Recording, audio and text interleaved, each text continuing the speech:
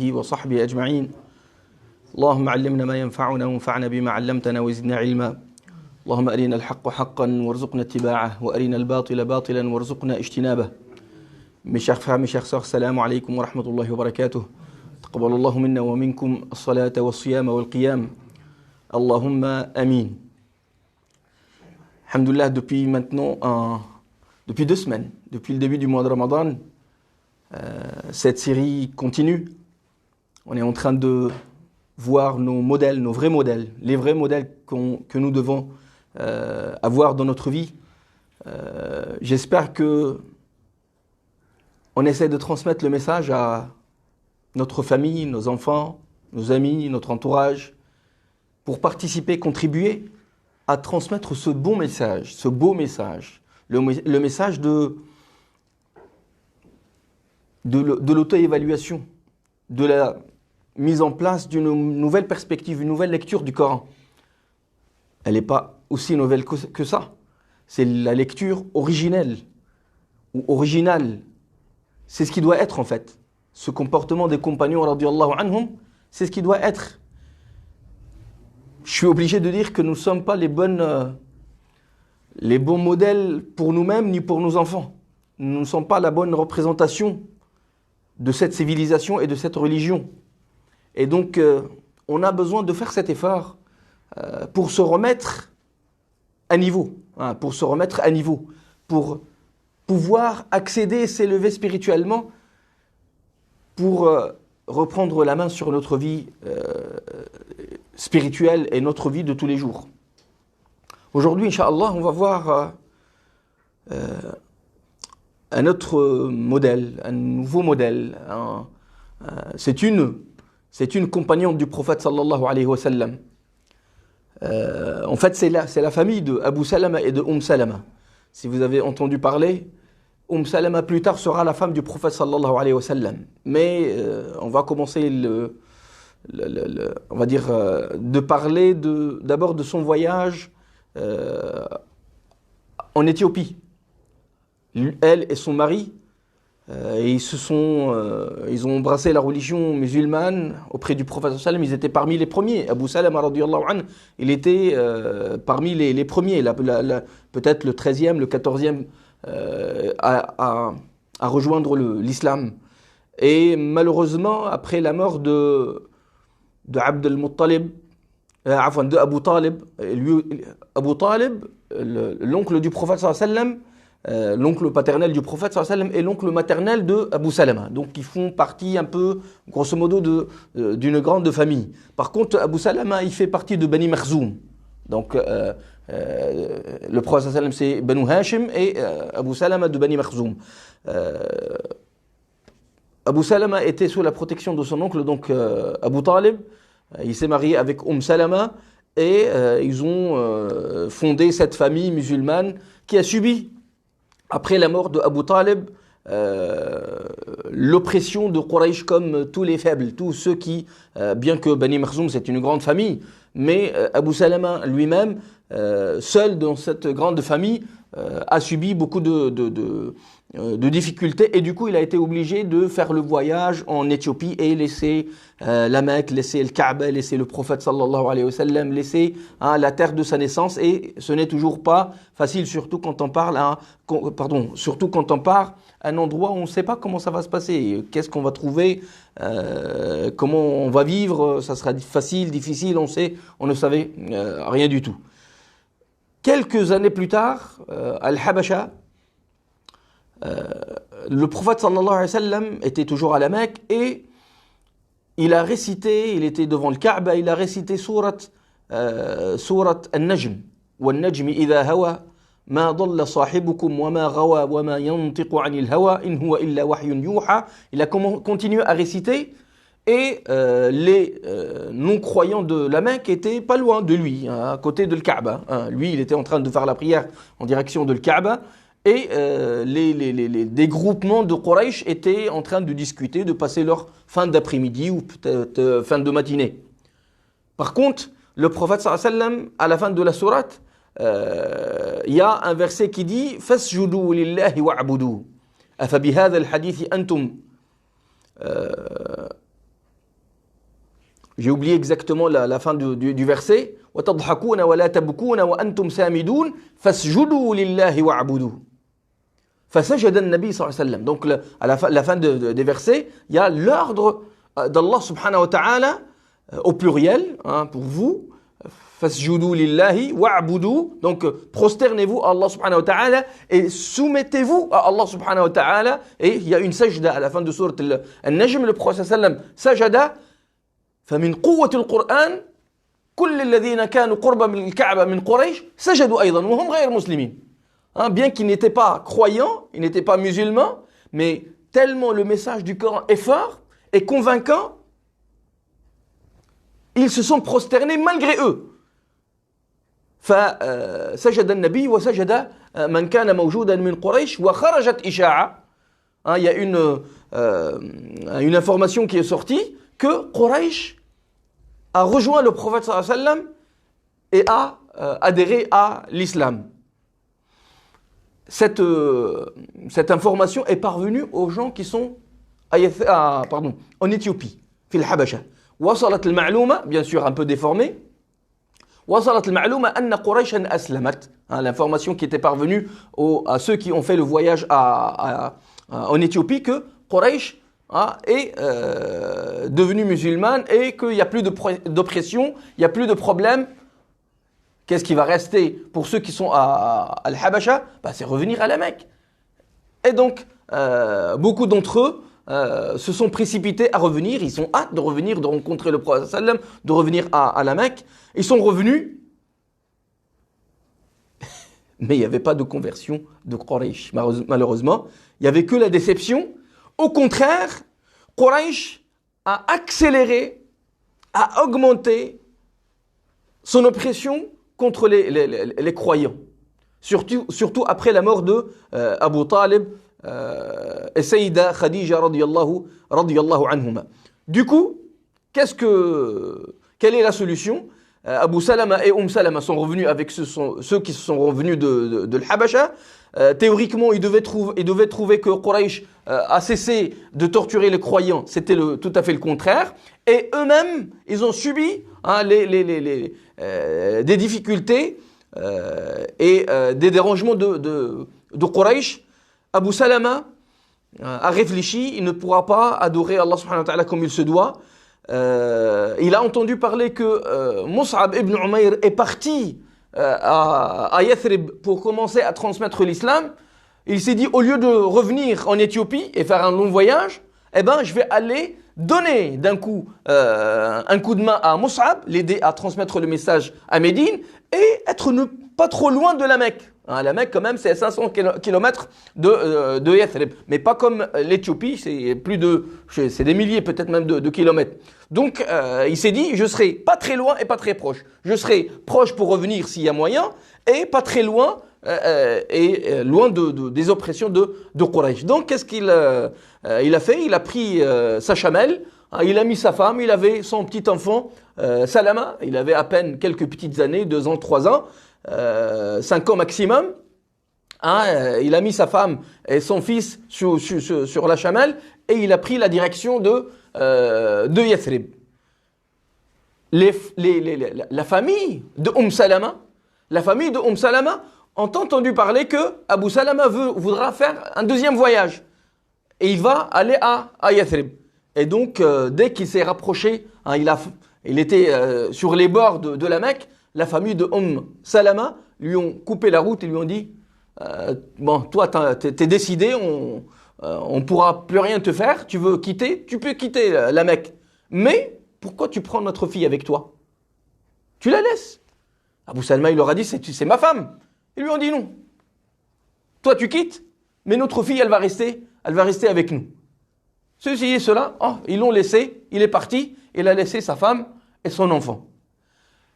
La famille de Abu Salama, qui sont les grands-pères et la famille de Salama, son fils, quand ils ont vu que la famille de Salama ont repris leur fille, ils sont venus dire à Salama, tu ne peux pas garder l'enfant il appartient à son père il n'est pas là, c'est nous, sa famille, nous sommes sa famille, donc on va prendre l'enfant.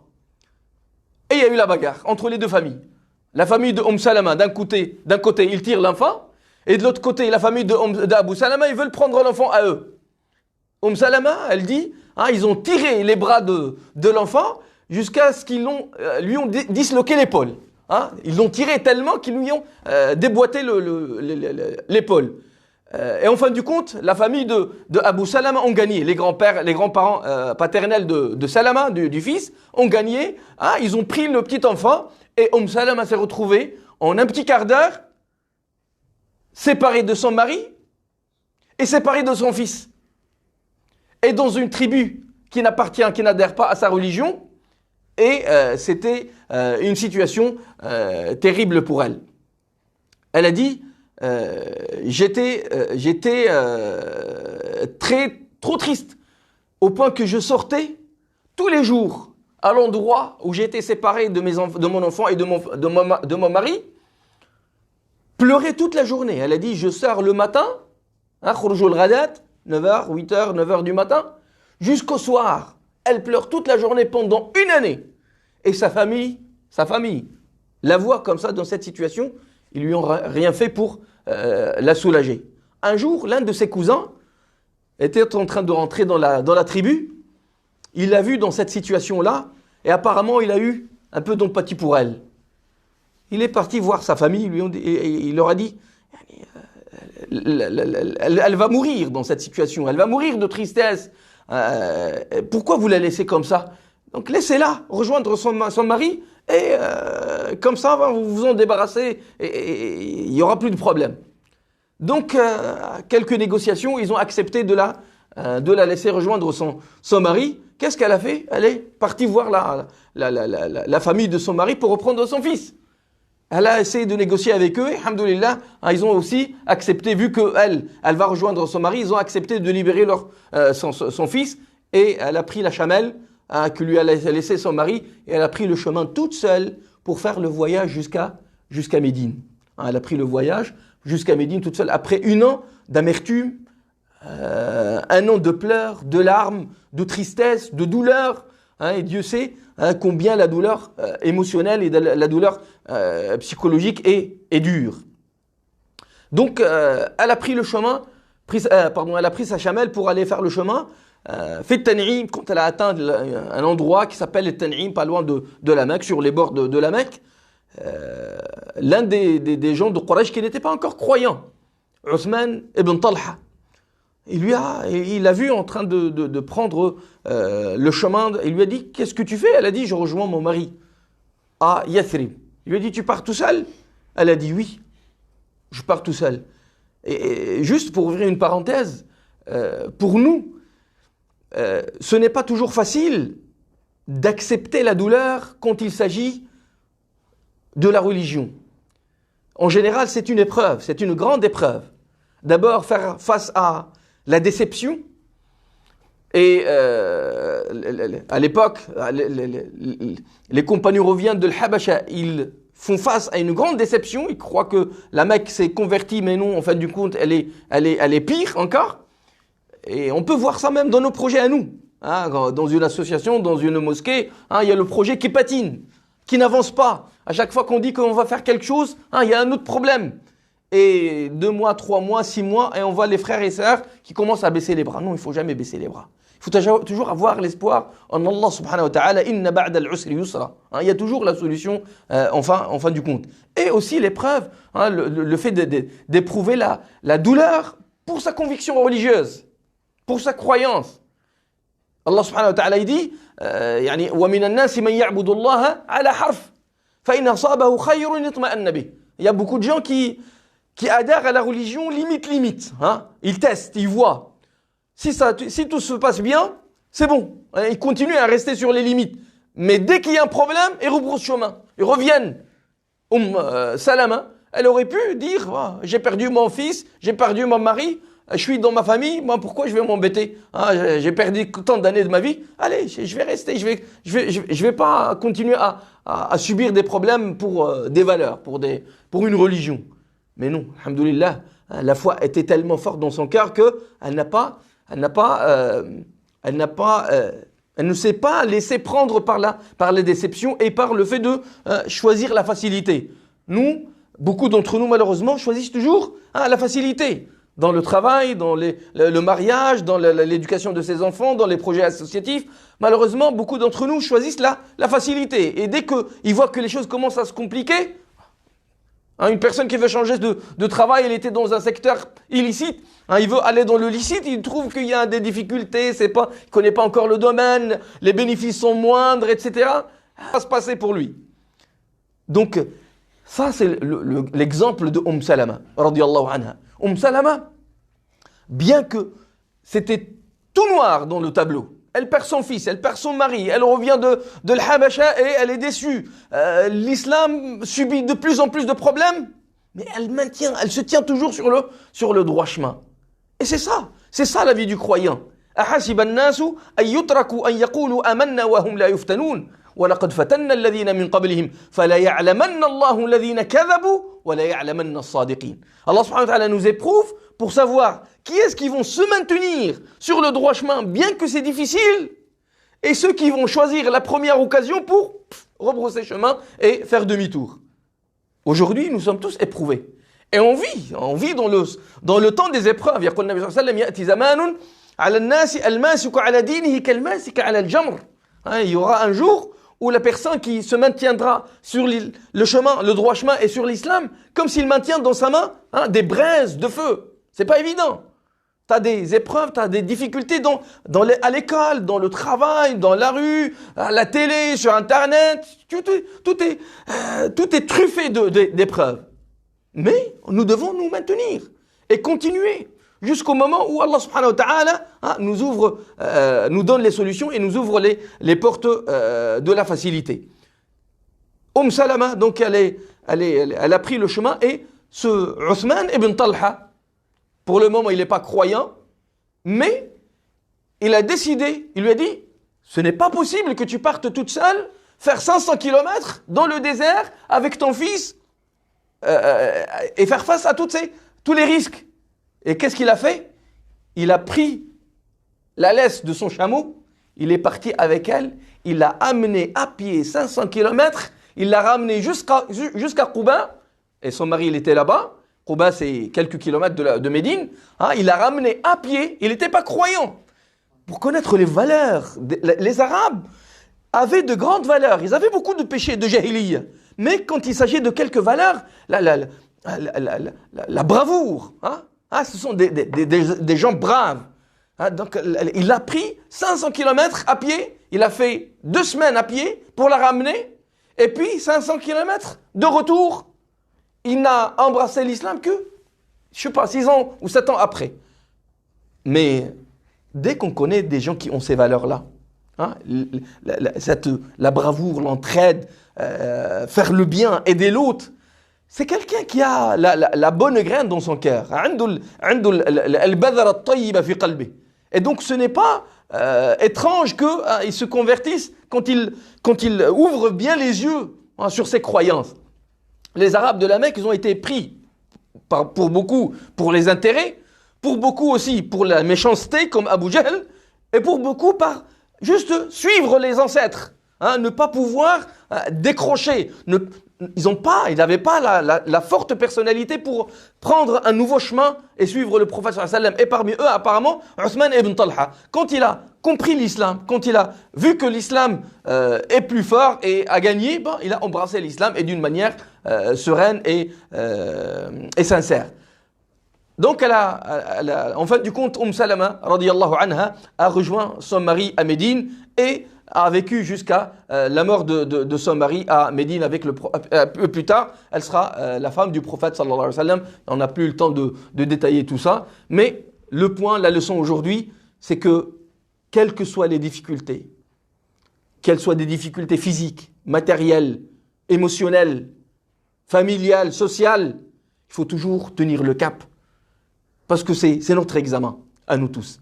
Allahumma thabbitna ala al-islam, wa thabbitna ala al-iman, wa thabbitna ala ta'atika ya arhamar rahimin. اللهم أعنا على ذكرك وشكرك وحسن عبادتك برحمتك يا أرحم الراحمين. اللهم آت نفوسنا تقواها وزكها أنت خير من زكاها، أنت وليها وأنت مولاها برحمتك يا أرحم الراحمين. اللهم أعنا على ذكرك وشكرك وحسن عبادتك يا أرحم الراحمين. اللهم اجعلنا من الصادقين، اللهم اجعلنا من الصادقين برحمتك يا أرحم الراحمين، المخلصين برحمتك يا أرحم الراحمين. اللهم تقبل منا صلاتنا وصيامنا وقيامنا وركوعنا وسجودنا برحمتك يا أرحم الراحمين. اللهم اقسم لنا من خشيتك ما تحول به بيننا وبين معصيتك، ومن طاعتك ما تبلغنا به الفردوس الأعلى من جنتك، ومن اليقين ما تهون به علينا مصائب الدنيا برحمتك يا أرحم الراحمين. اللهم إنا نسألك من كل خير سألك منه نبينا محمد صلى الله عليه وسلم، ونعوذ بك من كل شر استعاذ بك منه نبينا محمد صلى الله عليه وسلم. أنت المستعان وعليك البلاغ، ولا حول ولا قوة إلا بك يا أرحم الراحمين. اللهم اغفر لنا ذنوبنا وإسرافنا في أمرنا وثبت أقدامنا برحمتك يا أرحم الراحمين. اللهم ارزقنا الفردوس الأعلى وما قرب إليها من قول وعمل، وابعدنا عن النار وما قرب إليها من قول وعمل. اللهم اعتق رقابنا من النار، اللهم اعتق رقابنا من النار. اللهم اختم لنا شهر رمضان وقد اعتقت رقابنا من النار. اللهم اختم لنا شهر رمضان برضوانك، واجعل مآلنا إلى جناتك، وأعذنا من عقوبتك ونيرانك برحمتك يا أرحم الراحمين. وصل اللهم وسلم وبارك على سيدنا محمد وعلى آله وصحبه أجمعين، والسلام عليكم ورحمة الله وبركاته.